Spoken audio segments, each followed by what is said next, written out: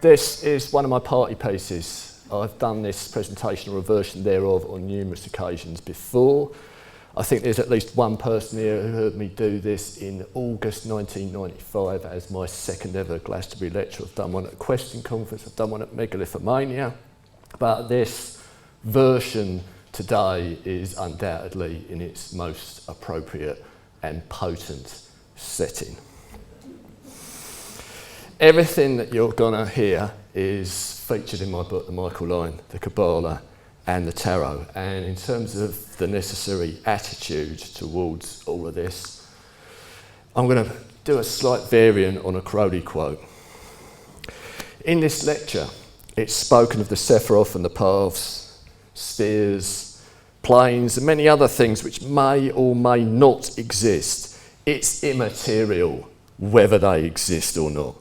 By doing certain things, certain results follow. Be most earnestly warned against attributing objective reality or philosophical validity to any of them. There was a little bit of an allusion in Graham's talk this morning to an episode that occurred after the green stone had actually been found, and it was taken on a little walkabout quest called the Lights of Knowledge. Now, there was an account given of this in the green stone, but it did not contain all of the details which I found most interesting. When I came to know Andy in 1988, he told me the whole story in considerable detail, and it was featured in the original version of The Seventh Sword as he wrote it, but the publishers rejected this particular episode and demanded a sizable cut, which I found really upsetting. And so there's just a tiny, tiny little allusion to the very beginning of it in a chapter called The Reawakening. But I knew all this material, and later on I was able to make use of it, and I felt, although the whole story I feel is ultimately Andy's to tell, that just putting a little bit of it in my Michael Line book gives a very clear indication of certain things about what we could call the methodology of psychic questing. And funnily enough, all this goes back to yet another weird experience of Graham Phillips. You know, this is the Christmas period of 1980, and he's spending it with the Sunderland family, and on the night of Boxing Day, has a particularly vivid night's dreaming, and it starts off in what appears to be, you know, a context of this country and its history. There's a stone cross standing in the rain by a churchyard, there's graves, and there's a rose in the centre of this cross. And Graham hears a voice. Reawakening has taken place. He who held the staff of Aaron, he knew. Abbot Sutton, 1349. And this image recedes into darkness and is replaced by a far more dramatic one, because this is an underground chamber, 4 people in unmistakable Egyptian attire, 1 woman, 3 men, and in the centre it looks like there's a large sarcophagus with a gold-plated coffin on top in the shape of a human body with the face of a pharaoh, and around it on the floor 9 small white pyramids. And the group opens the coffin and we see a mummified form with a golden death mask, and its shape, you know, the unmistakable distinctive features of Akhenaten.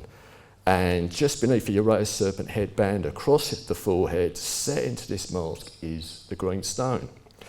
And the group of 4 people are there to remove it, and there's a tall, wizened, white-haired man who's in charge. His name apparently is Yuyon Neb. There's an elderly woman wearing a white crown stood with them, long black hair, dark features, and the other 2 younger men in white skull caps. So again, the scene changes after this initial scene setter. It's a European-looking landscape now. A man wearing brown stained leather and leggings, holding a staff, and you then see his white hair, and this reveals that it's Yuyon Neb again.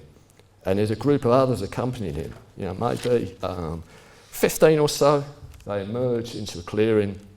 They're in Britain, purposefully journeying between megalithic sites, conducting magical mystical ceremonies and leaving sacred items behind in some manner. They seem to know where they're going and why. So Graham wakes up and ponders what's going on here, and he almost immediately intuits that this cross that he saw at the very beginning is at Dorchester on Thames. And he was somehow stunned that in the typical manner of the time, 2 of the Sunderland children had both dreamt of crosses and drawn them on getting out of bed, and they're clearly the same one that he's seen. So he's getting an awful lot of stuff, what we would now call a download, occurring at a rapid rate. This Yu-Yarneb character is of the megalithic bloodline, and Akhenaten has left instructions for him to travel to the land of the soul of the ancestors and seal the energies of the green stone along a path known as the ladder of the lights of knowledge. And the route lays across southern England from Dorchester in Oxfordshire down into Cornwall near Land's End. There's 9 sites of great importance along this line that had to be visited in the correct sequence. And these 9 locations corresponded to the Sephiroth of the Kabbalah. I'll unpack this in due course. The small white pyramids were in some way connected, and these Egyptians brought them along on this journey to this country. The first one of these sites then at Dorchester is the Kabbalistic sphere of Yesod. Somehow it resonates with this, governing the mental faculties resonant with the moon, imagination and dreams.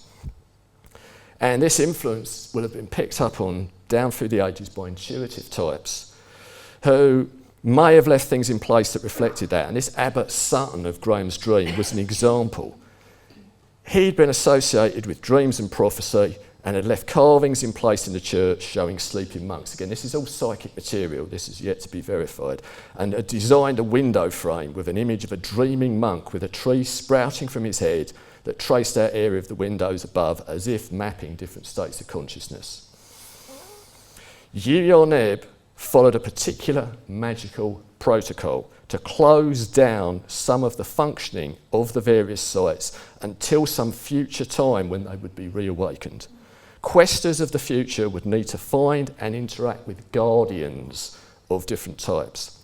And this is where something that becomes part of ongoing psychic questing methodology is fully revealed, really for the first time. There may be a physical person who might live in the close proximity of a site who would unknowingly fulfil this guardian role by having the knowledge of some weird bit of folklore. And they would then key in for the quester in interaction with a spirit form that was somehow encoded into that folklore. Now, barely has Graham had breakfast before he knows that the quest for the lights of knowledge had to be undertaken with the green stone, and that something that had been removed from it could be returned. And he even quickly picks up the locations for the first of these 4 lights. So we've got Dorchester, then there's Dragon Hill near the White Horse of Uffington, Avebury Stone Circle, Glastonbury Tor. And the quest needs to start on New Year's Day, which was less than a week away at that point. And for some unknown reason, these first 4 lights have got to be retrieved by the 4th of January, and others will follow later. Later on, the same day, this is, remember, December the 27th, Graham picks up the locations for the other lights. Number 5 is at Crediton in Devon. 6 is the Church of St Michael on Brenttor. 7 is out on Bodmin Moor. 8 is at Michael's Mount. 9 was the Merry Maiden Stone Circle near Land's End. And checking on a big map, you know, he kind of gets this sense that they're all lined up and something is there in sequence. And there's a further rapid sequence of landscape imagery. A straight track running between 2 long earthen banks in the direction of a sunset that was being partly reflected off a nearby body of water. And he hears a female voice, "Follow the Neots to the waters of Isis."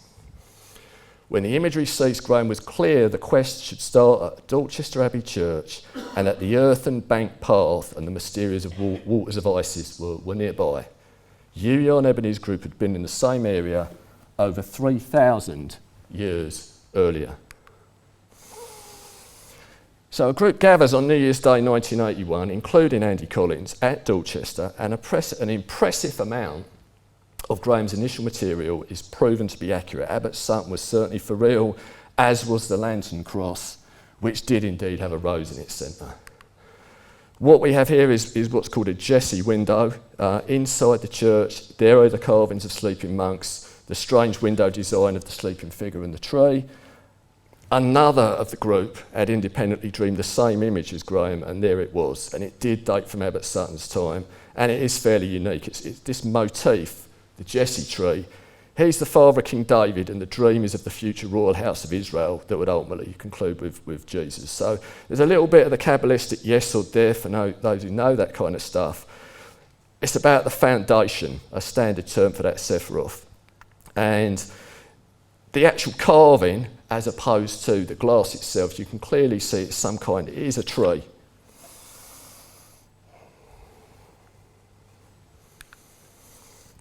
So now what? The group go back outside, and suddenly Graham goes into this weird one, and he just wanders off, apparently with no real sense of where he's going. He's just been intuitively led. And he finds his way to an earthen bank that was clearly what he'd seen in vision, and the whole feature was quite extensive. And there's a river nearby. And at this point, Graham remembers this bizarre sight guardian protocol that he's been drawn towards. And he thinks to himself, how's this going to work around here? He can see a lock on the river a little way ahead, and at the base of a large hill with a notable clump of trees on top. So the lock keeper is a good candidate for the kind of local person close to the land who might know a bit of relevant folklore. So they all walk along this riverbank on New Year's Day 1981 until finally they get to the lock, and Andy approaches the lock keeper, introduces the group as, we're researchers into local legends. Did he know of any stories concerning treasure in the area? Yes, he did. This clump of trees, it's an old earthen fork called Castle Hill, and the clump is on an area called Whitnam Clumps. And a raven was said to guard treasure there. The man had the details at home somewhere. If they came back the next day, he would write it all down for them. And he lived in this little cottage nearby, so it just totally worked in terms of this questing sight guardian protocol. And there's more to come, because Graham hadn't realised that the lock was on the Thames, and at that stretch of the Thames, as some of you may well know, it's called the River Isis. So this thing about the waters of the Isis, this completely resonated. It was a hit. And why there is a part of the Thames known as the Isis is still a little bit mysterious. It seems to have come from, it's a classical conceit among scholars at Oxford University, but why they hit on Isis, even though she was very popular in the Roman world, rather than any of the other classical goddesses, remains to be seen. But one way or another, clearly the questers are electrified by this validation. So only Andy and Graham were able to stay in the area overnight, and they returned to the lock the next day. The keeper has got them a little story about this bit of folklore. He probably hadn't thought it was going to be acting as an instruction manual, but that's what it becomes. Go to the eastern side of the fort to an area called the Money Pit, bow your head and call on the raven to tell you where the treasure is hidden. So it's quite a climb, but it's not difficult to find the Money Pit. And Graham just sort of feels me to walk around, bows his head and calls on the raven, and takes out the green stone. It was already a little bit blowy, there was already a few rooks around, but the whole thing goes very, very intensive. And he gets this instruction that they've got to go to the other hill, known as the Clump, or Harp, or Round Hill, the one covered in trees, before they'd been led to the lock. So they go there and they simply use imagination, which is the faculty of the Kabbalistic sphere of Yesod. The winds increase, more rooks appear.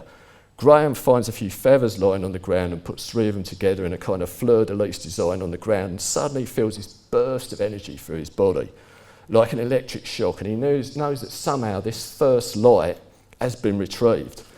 And at the same time, he somehow also received what today would be called a download of information about the complete culture of the megalithic peoples. And this material would keep him ticking over for years. He got an immediate intuition of how to begin the process also with the next light. And this is typical of how each one of these lights unfold. I've just given you the beginning of this. But this download, what came to be called the heritage material, there's a fair bit of it featured in Andy's Seventh Sword. The idea Graham comes up with that the refugees from Akhenaten's failed kingdom had settled in the vicinity of the Dead Sea, and their beliefs had been the foundation of what later became the Kabbalah. And these teachings had been influenced also by megalithic peoples that settled in Egypt.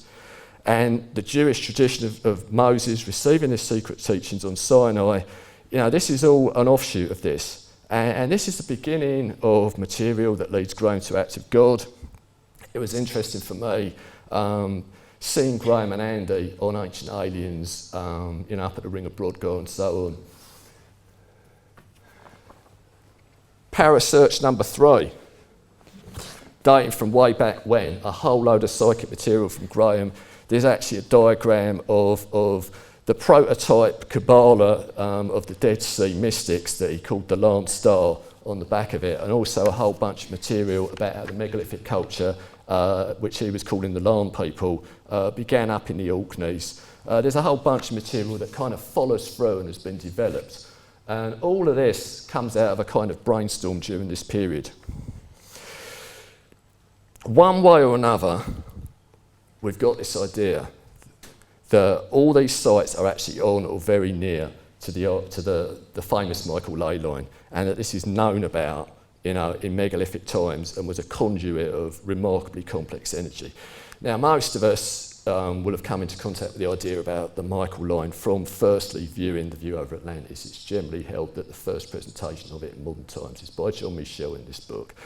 Although in recent times my friend Yuri Leach has worked out that it seems quite likely that people like even Catherine Maltwood and Dion Fortune may have known about it. But for most of us, it starts here. And we've got this idea of the Titanic Archangel Michael and this great ley that lies across the southern part of the country, an earthquake fault line, quite interesting kind of thing in terms of the idea of energies. But the most famous aspects of it, it's named the Michael line because of the fact that there are this extraordinary sequence of churches that start with Glastonbury Tor, go on to the mini Tor at Boroughbridge, known as Borough Mump, and across, to the west of the country, Brent Tor, in which there's a stonking little stained glass window that some of you will know of Archangel Michael, and then down to Michael's Mount in Cornwall. And this whole thing is kind of presented in 1969, and in the late 80s, with the Magnificent Sun and the Serpent, Paul Broadus and Hamish Miller, they do their dowsing journey, and they set a lot of pilgrims off on the path. And the presentation, basically, has this additional element that there are, according to the Dowser and Miller, a whole bunch of other churches, as well as the Michael dedications. There are Mary dedications. There is some kind of polarity of sites of energy that works its way through, and this can be nicely shown with the imagery of the caduceus, which does conform broadly to how this thing seems to actually pan out on the landscape. And a huge number of pilgrims have been set off over the last 30 years in this. But this is where, we can work our own way across this, but like Graham's insights back in 1981 concerning this, I found to be, because I heard the whole story from Andy in the late 80s, incredibly fruitful. Now, I've got to assume, probably rightly, that most people here have got at least a little bit of a background in some kind of Dion Fortuny type Western mystery, Kabbalah, and a little bit of knowledge of some of these sites, because most of them are well known. This is kind of presented with the sense of just getting a kind of feeling for things and whether it actually resonates with one individually or not. So there's a few ideas to kind of chuck at you. The Merry Maidens stone circle is the very top of the Tree of Life. It's Kiefer. Now, some of you might think, look, this is just a diddy little place. How the hell is this kind of pouring the massive divine force of the formless down through the Michael line? If you know Cornwall and you know the incredibly complex system of zillions of little stone circles and stuff, really it's part of an enormous network. Now, the original presentation of the Michael line doesn't feature the Merry Maidens, but years after Graham had suggested this, Hamish Miller does douse the Merry Maidens as connected to the whole system. So that's kind of intriguing. Now, we then have, having had Michael's Mount as Hockmar, we've got an area in Benar, Dosmery Pool, the Hurlers, and also Roche Rock. I personally found that the Dosmery Pool Benar thing vibes very nicely. No big surprise that Glastonbury's the centre. in Tifereth. And the Avebury-Silbury area is Netzar, and the White Horse of Uffington, Wayland Smithy, this is Hod out of the Mercurial zone. And we've also got Hesed at Brentor, we've got Crediton is Geburah. No Malkuth was ever designated in this scheme. I worked out my own version of this later. So this landscape Kabbalah idea of Graham's is really, really fruitful. You know, I think one of the things I'm trying to convey in this presentation is a lot of the psychism surrounding the Greenstone story doesn't seem like the kind of thing that everybody can necessarily get their own version of. It's pretty damn full on, and it's maybe a kind of weird karmic fate thing as to who gets what.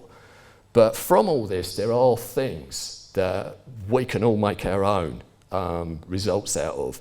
And this landscape Kabbalah idea, the idea of the Michael line as the Kabbalah, I got my own result out of this, which I'll explain. But there's another really, really fertile idea that Graham comes up with, okay, and this is landscape tarot. Now what we've got here is the ruins of Church of St Mary at Reculver in Kent. This was something that formed part of a pretty strange quest in the early 80s concerning supposedly the canopic jars containing the remains of our friend Sobek Nofru Ray were brought to this country. I've got a fair amount about this stuff in my book Organised, which is now only available on Kindle, but for the sake of now, Graham has this idea that Reculver, you see the twin towers there, that's the moon card. Somehow or another, you can make a connection to particular energies by taking this site as somehow resonating with the moon card. Now, as an example of how I have run with this, other than the fact that, you know, we've been out to Reculver a few times and done some strange things there, when I was working on my book Out of Goddess, I took, here's the famous Crowley moon card from the Thoth deck as painted by Lady Frida Harris. And I give a picture of Reculver and this image to artist Yuri Leach, and he comes up with this drawing to my specifications, which is basically Reculver, you know, as the moon card. You've got the jewel of the 7 stars, you've got a whole bunch of stuff connected with Sobek Nofru Ray, you've got Sobek, you got Set, you got a whole bunch of stuff going on there. So this was something that really worked its way through into my life from this initial idea by Graham right back at the start of the 80s. But again, there's something a little bit specialised about that. It doesn't necessarily follow that, you know, everyone's going to get something like that. But there are, from this idea of landscape tarot, things that I think everybody can resonate with.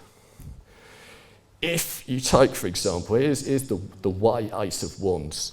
Okay, it's a flowering staff. It's a staff that is sprouting leaves. And next to it is our old matey Joseph Arimathea, our old matey if we live in Glastonbury.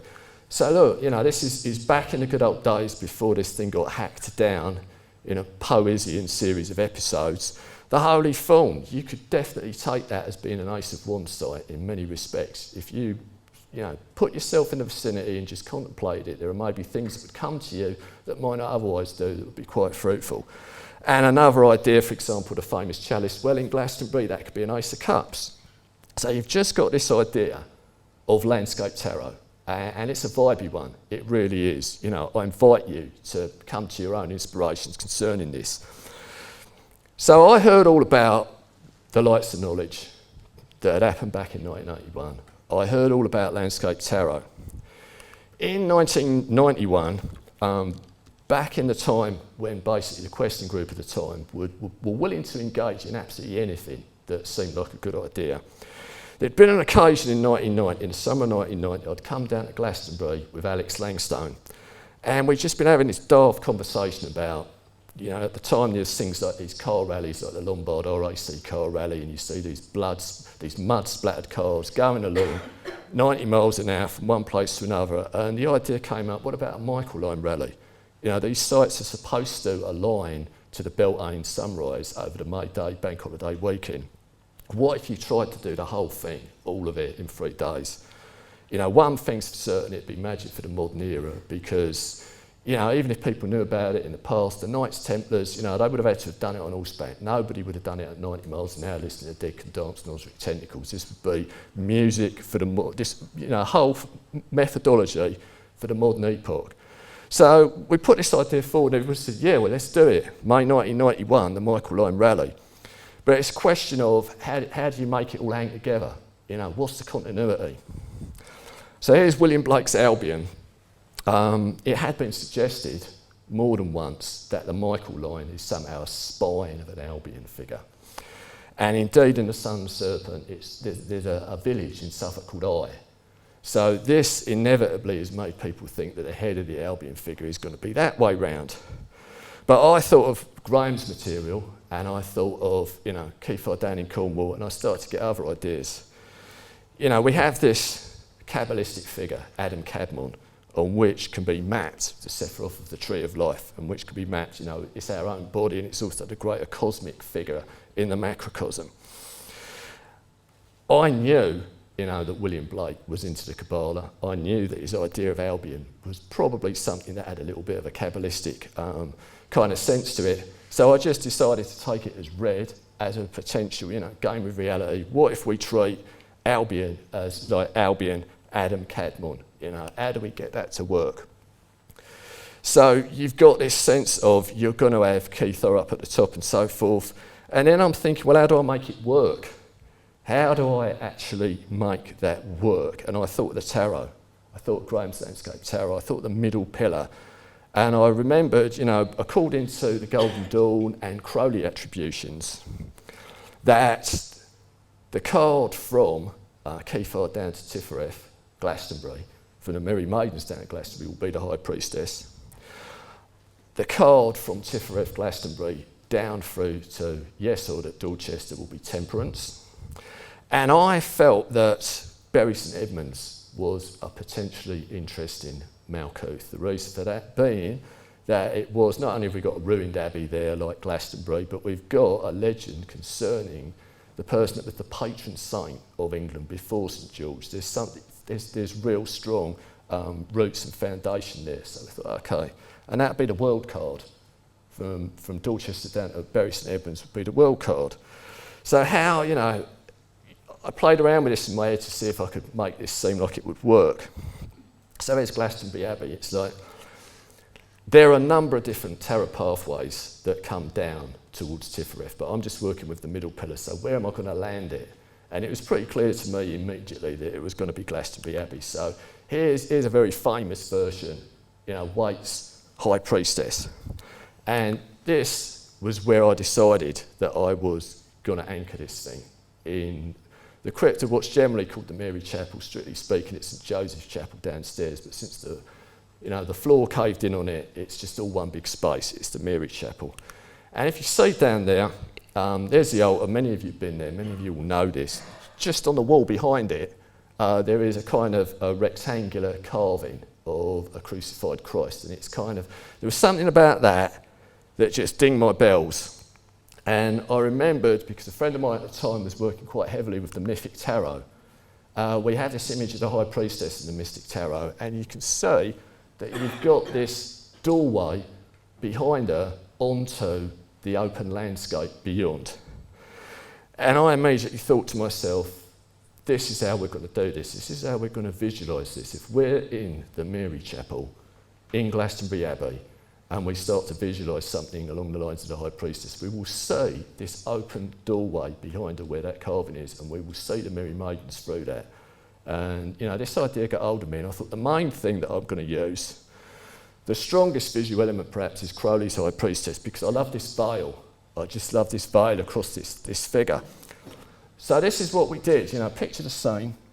This is exactly how we made this work. This is now a Sunday morning. We've already come all the way from Cornwall, stopping off at a whole number of sites, doing various visualisations and so on. But we're in the Abbey. In those days, there was a cross on the altar, and you could get away with putting a little light in front of it. You know, at various stages of the Abbey's history, people will come along and tell you can't do that. We're sitting in front of it, and we're imagining the scene as it actually looks. Then we're closing our eyes, still seeing the scene as it looks, and imagining that the light of that candle flame, just a tiny little night light, expands into a big sphere of transparent light, completely encompassing all of us that are sitting in front of it. And it's as if there is a veil across the altar, and you can just see where there had been a candle, there is just this flickering behind the veil, and then there is the sense of you can see the outlines of a form, which you begin to sense is, this is a female form, and then the curtains part, and there is a figure who is like a combination of Mary, Queen of Heaven, in her most spanglified form, as you would imagine her in medieval imaginings, as the High Priestess, with the open doorway going through behind to the Merry Maidens. And it was extraordinarily easy to see this very, very vividly indeed. It was as if you were seeing something that was already there, rather than that you were building it up as an image in your imagination. So I know that I was on a winner with this. So the next thing along is down at Dorchester, how to link Glastonbury down to Dorchester with a Temperance card. So remember, what you've got with a Temperance card. You've got an image of an angel, currents of energy in it, boys. One foot on the land, 1 foot in the water. 2 different chalices. Maybe one gold, one silver. They're different qualities of energy. They're pouring between each other. And in the Mythic Tarot, you've got this rainbow, which really struck me. For people that know the Kabbalah, there are different veils across the ascent of the tree. And between Tifrith down to Yesod, there is one of these veils, and it's kind of in the form of a rainbow. So I thought to myself, I think I know how I'm going to do this. And we found ourselves, after a long day, it's now twilight, it's early May, we're by the banks of the River Thames. We're sitting right there with a little lantern, and I later commissioned, in 2006 actually, for the first Megalithomania conference, I commissioned Yuri Leach to do this version of the imagery. What you basically got here is, and it's fascinating to think of this is the point where the Michael line crosses the Thames. So this is ideal to have these 2 images of the different chalices and the equipoise of energy that's pouring between them. 1 foot on the land, the Michael line, 1 foot in the water, the Thames, and this equipoise between. And on one side you've got Hod, you've got the White Horse of Uffington. On the other side you've got Netzar, which is Silbury Hill, and above it you've got the Tor. Now the way I created this artwork, strictly speaking, the rainbow should go under the Tor, but I felt I really wanted to big up the rainbow. So you can also see in the background here Whitlam clumps. We're sitting around this lantern, and once again, we just imagine that the light expands until it's a huge, great transparent sphere that encompasses all of us and also goes down beneath the earth. And we see this image. We see this image of the Temperance Angel linking all of these sites together. And it was flipping perfect. It did my head in that somehow or another this worked like that. Now you can't always pigeonhole these things. You can't shoehorn stuff into a schemata and keep the inspiration always. There are little bits of all this that don't quite work, but this damn well worked. And I've been back there on more than one occasion and done this again, and the sense of it literally being something that is there in the airwaves. And this is the fruitfulness of Graham's landscape Kabbalah and his landscape tarot, because none of this is remotely there in that Lights of Knowledge quest to begin with. And yet, the fact that you can get this real mileage out of it, this real inspiration, is the measure of just how powerful the question material is. So it was a long journey onto the world card at Bury St Edmunds. Now what I was going to do there, we were going to find a little place where there was a ruined arch, see a giant figure of Albion, was going to serve as the image that you've got in the world card. On one side of him would be Archangel Michael behind him. On the other side would be the Virgin Mary.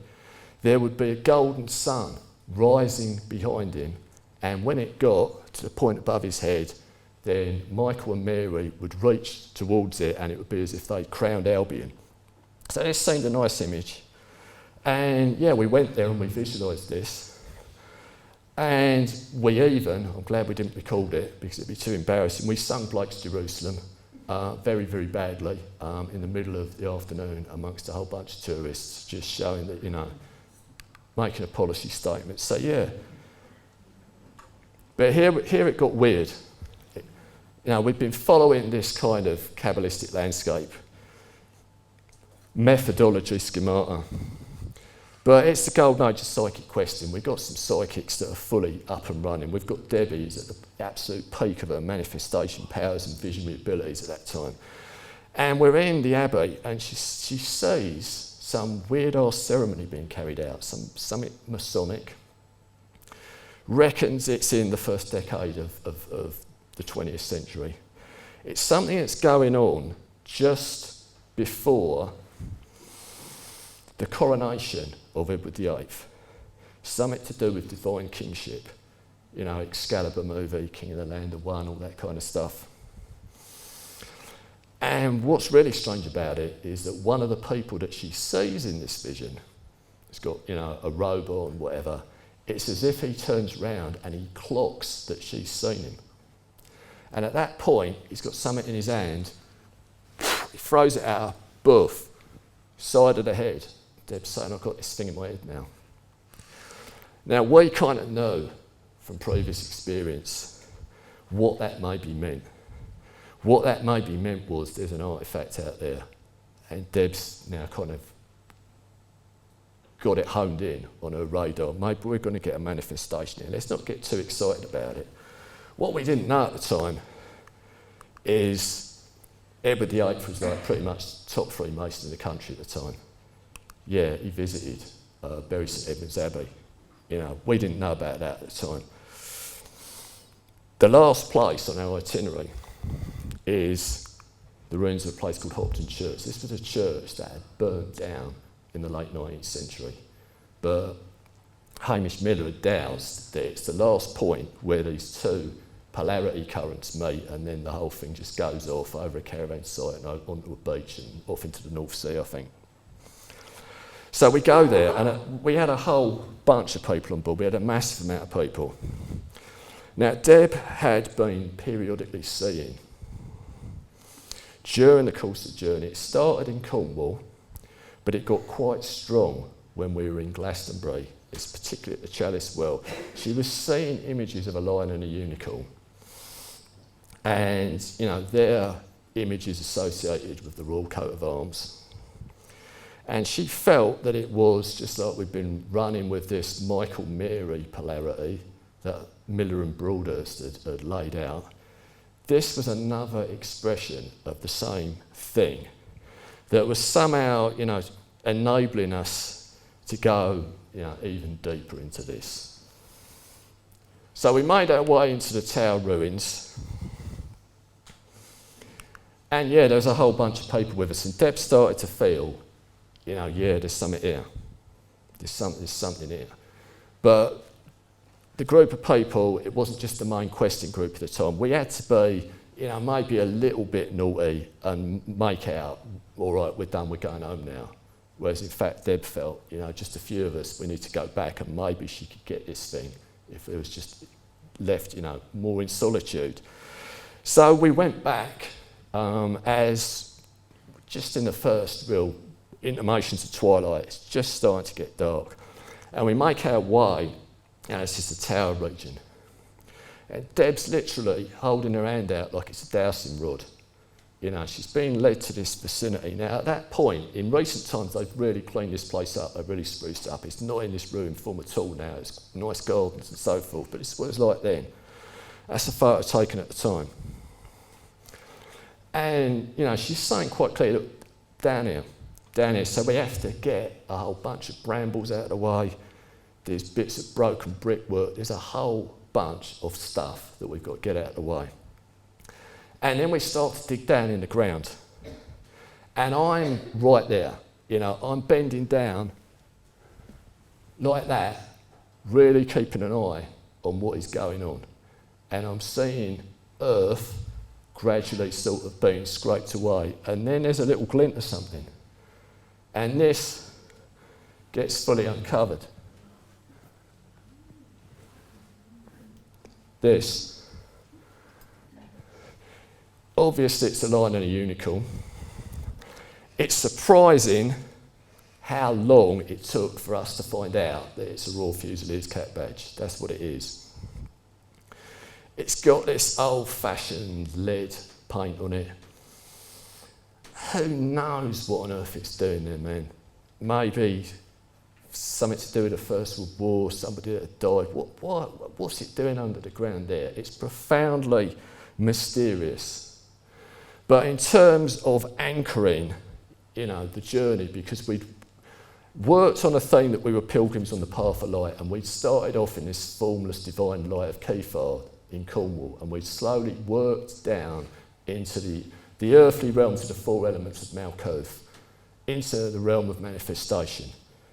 And at the final point of all of this, we actually get that level of affirmation. It was, an absolutely classic journey, no question about that at all. Just to go along a series of sites that have got such an extended and a diverse, history, from stone circles to medieval churches and so forth, to just drive a really long time and then just get out, do a visualisation, get into a real old state of consciousness, and then you're just back into the car and it's Dead Can Dance or whatever, and you're driving another 50, 60 miles, then you hop out and do another one, and then you're on Glastonbury tour, and then you stay the night in Glastonbury, and then you get up and you're in the Abbey and you do the High Priestess, and then you're off to Avebury and the White Horse of Uffington, and all of that. There's no way that you don't go into an extended reverie that has long-lasting effects. But this manifestation was extraordinary. I've since done this journey, on other occasions. This is a bit of very early Yuri Leach artwork depicting Hopton and the lion and the unicorn and the whole energies of that initial journey. That was on the cover of one of Alex Langstone's Albion Sacred Heritage magazines, where I did a very early version of an article concerning all this material.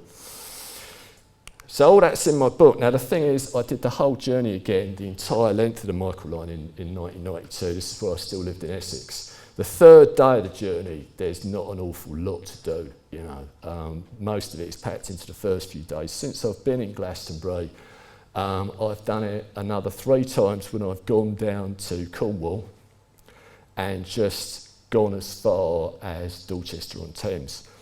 And in 1997, I was working in a plastic mouldings factory in Glastonbury. The general election was coming up that was going to undoubtedly see the back of the moribund John Major government. It was obviously going to be a big turning point in the body politic. It felt like a good time to do it again. While I'm working in this plastic mouldings factory, I'm getting, massive downloads of more imagery. So a whole lot more tour trumps in relation to the different sites. And that's all in my book. Now, I found that the idea of Akhenaten as Qabala just never, ever really vibed with me. I never connected to it. There was nothing that ever sprung to mind, and I was very mindful of this important idea. Don't just try to shoehorn stuff into some, scheme that you've got. If it doesn't work, it doesn't work. The most satisfying thing is always where the inspiration is. You will feel it. You know what real inspiration feels like. It's qualitatively different from just slogging away trying to make something grimly fit. I don't care about the fact that credit and Qabala doesn't vibe for me. Maybe one day it might do. The amount of fun and games that I've had with this is immeasurable. Now, just by way of a little, further fun and games you can have with the tarot, I had to fit this one in. This is Deb and Yvonne's wedding on Mayday 2006. Now, this was done at Coombe Abbey, and it was following through on some Mionai mysteries, because Princess Elizabeth, the daughter of James I, who married Frederick Palatinate in a kind of alchemical wedding, she didn't just have a wedding on the continent, she had one here. And a lot of this was kind of incorporated into the costumes and the ceremonial. There was a full reading from the Chemical Wedding of Christian Rosencreutz. There was all sorts going on. You can maybe see on the left, Graham's there. That's me in the middle, obviously, and Lynn Pecknick was also up there on the stage. It was only after I got home and I saw the photos that I thought, hang on a minute, you know, that's kind of Crowley's Lover's Card a bit, really, isn't it? You know, big time. And we weren't even trying for that.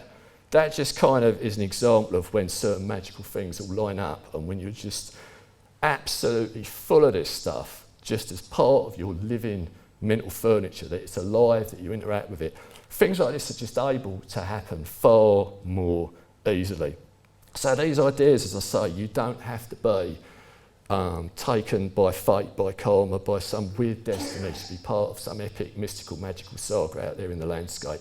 Landscape tarot, pilgrimage, giving over to the mysteries of sacred sites, the continuity, you know, being inspired by the poetry of the likes of William Blake and their mysticism to somehow find your own visions and inspirations. This is as good a game as you can really play. Now, I'll also give a quick yo to my book, Avalonian Eon, because all Andy's Glastonbury Zodiac stuff is in there. There's also a full account of the finding of the Seventh Sword and the coming of the Watchers and the Nephilim. It's spooky shit. There's a few of my things over there. Thanks for listening. I hope there's been a little bit of inspiration for you all there. Yo.